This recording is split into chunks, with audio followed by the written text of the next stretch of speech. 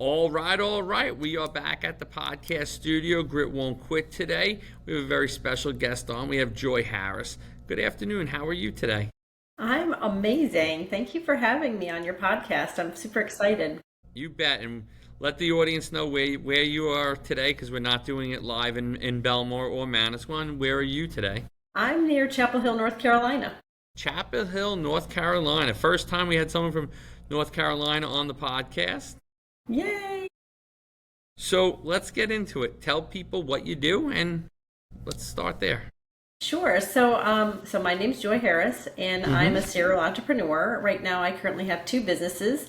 I own a general contracting company, and I also own a business coaching business where I can come into your company as a fractional COO to help you with problems in your business areas.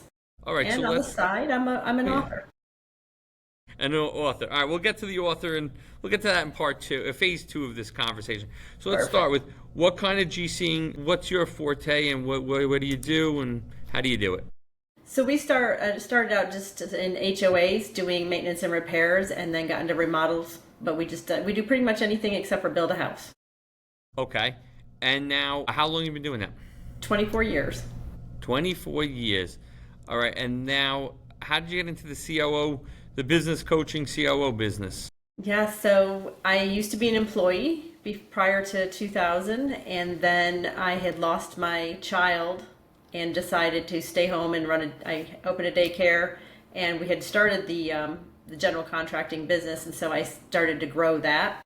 And from there led me into other businesses and managing nonprofit HOAs. So I've had a lot of different experiences in different parts of business, which I feel gives me an edge over other business coach type people.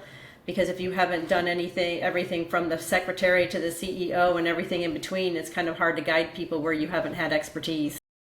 Totally. And, I think a lot of coaches, they never have been in the day-to-day hustle. I remember years ago, somebody wanted me to hire them as a coach. And I said, well, what experience do you have in my world that would qualify you as a coach? And they were like, well, and they gave me some answer, but they had never really done it. So I think that that's great that you have the experience to back up the position you're offering.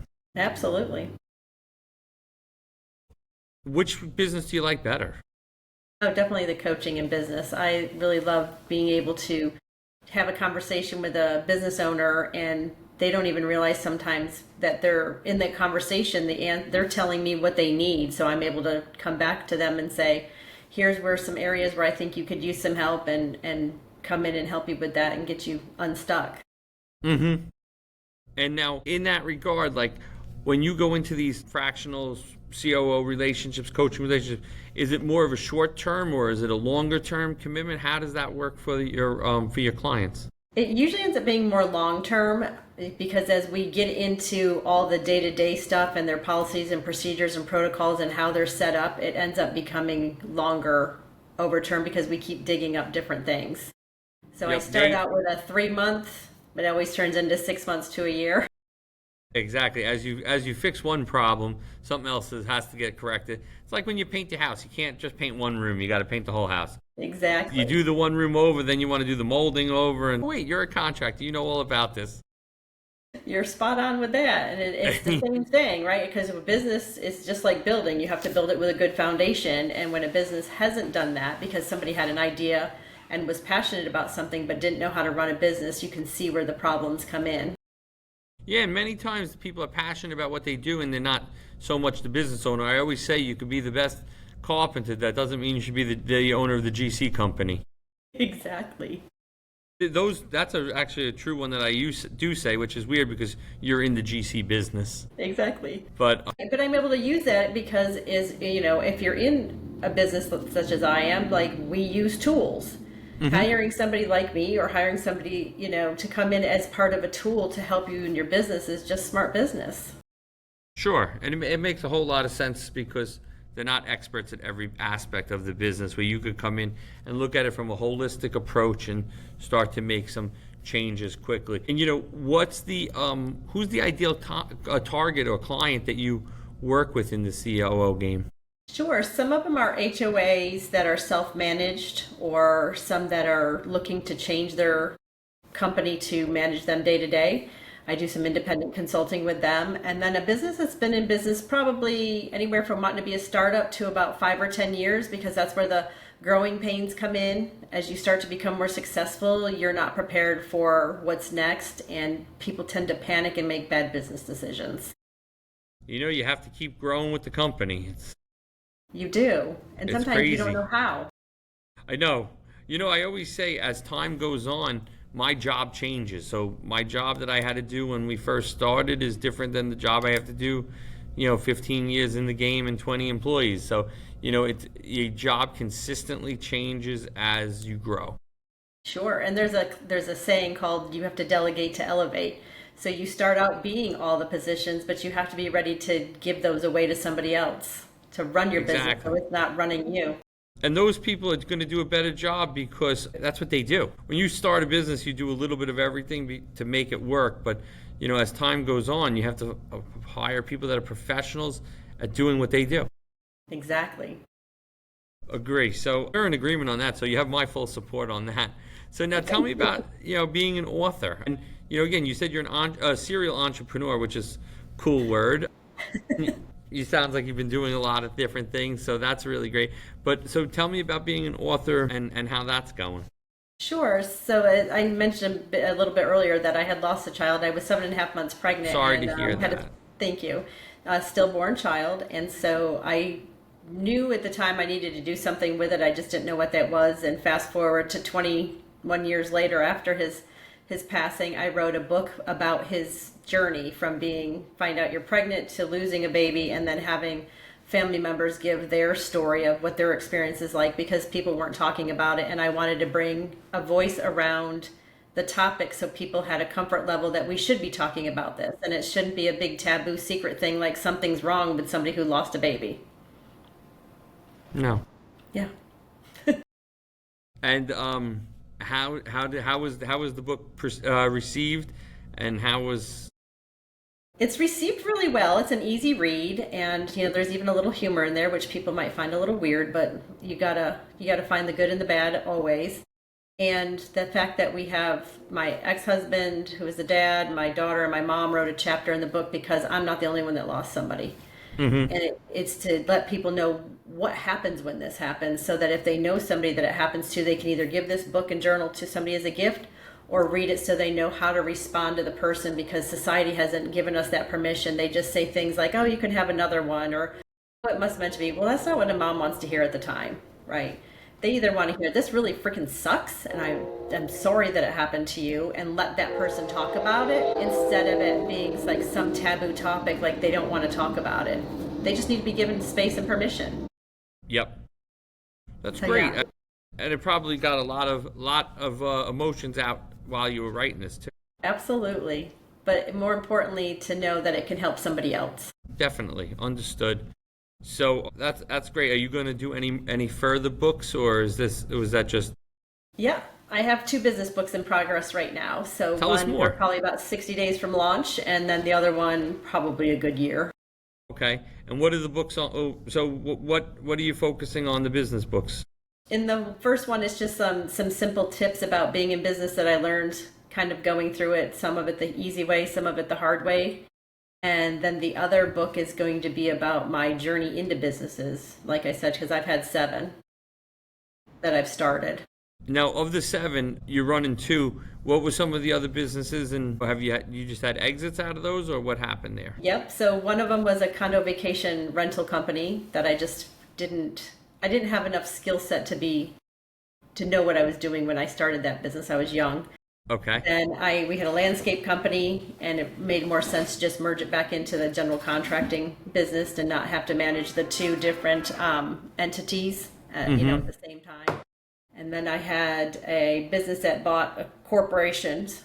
So I had a commercial building that we had that used it to rent to my other company. So I was paying myself to make my own money on my other company.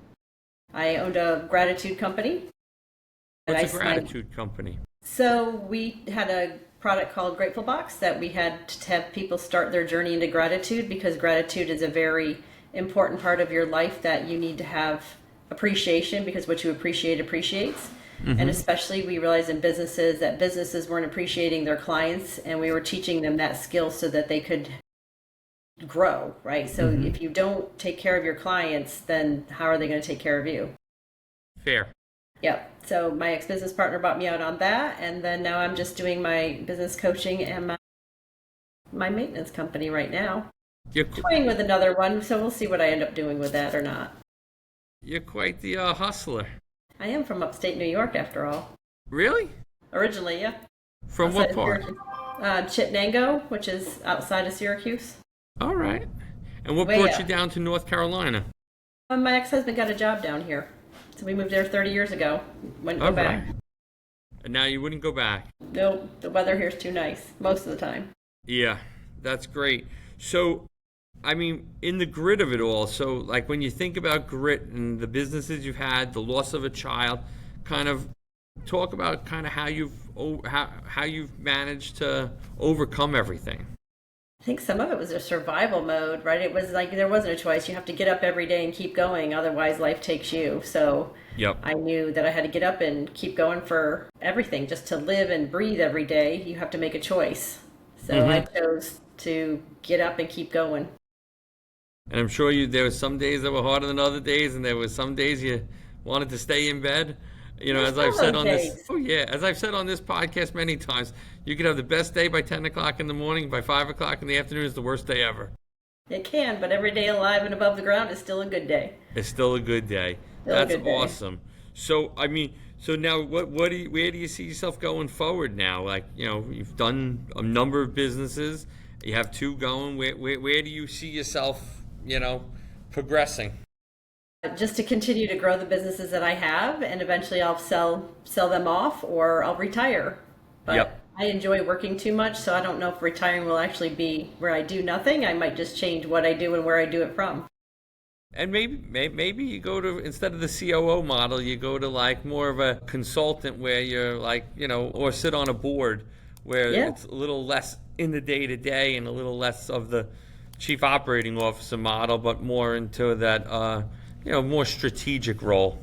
Yeah, that's a great idea. See, there's my next business. I always say when I don't know that I'm like you, I don't know that I could retire. I don't see that, you know, doing nothing. I don't like, you know, I don't play golf. I would be I don't know what I would do to occupy all the time. So I've always said maybe after I, you know, sell out a wingman, I would take on like a strategic role somewhere.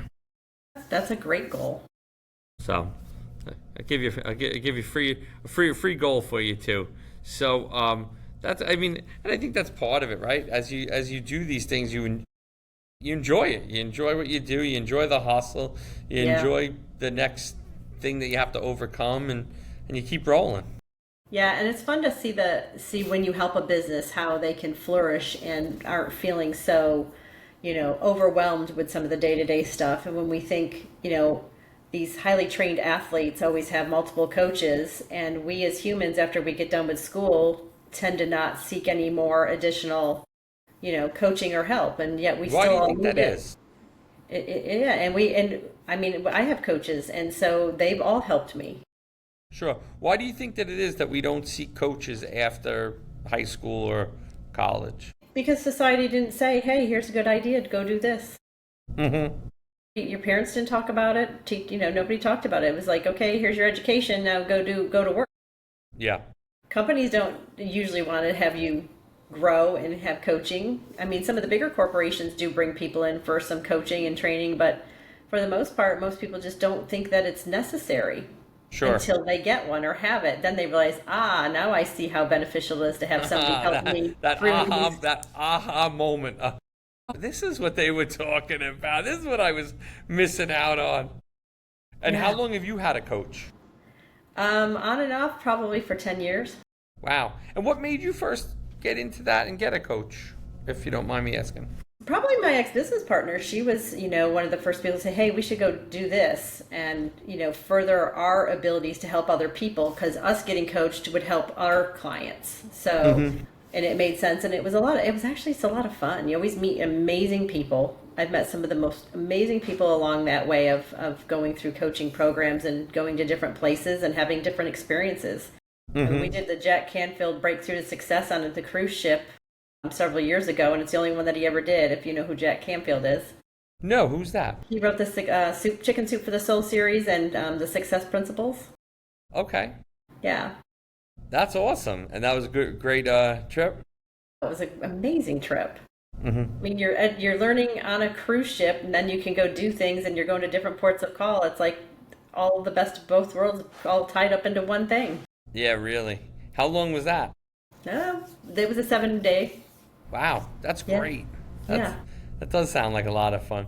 So, all right. So as we wrap up, let people know where they can reach you, where they can find you, so that if they're interested in this fractional COO, or if they're local to the area and they could use your maintenance and GC services, let people know how they can get in touch with you.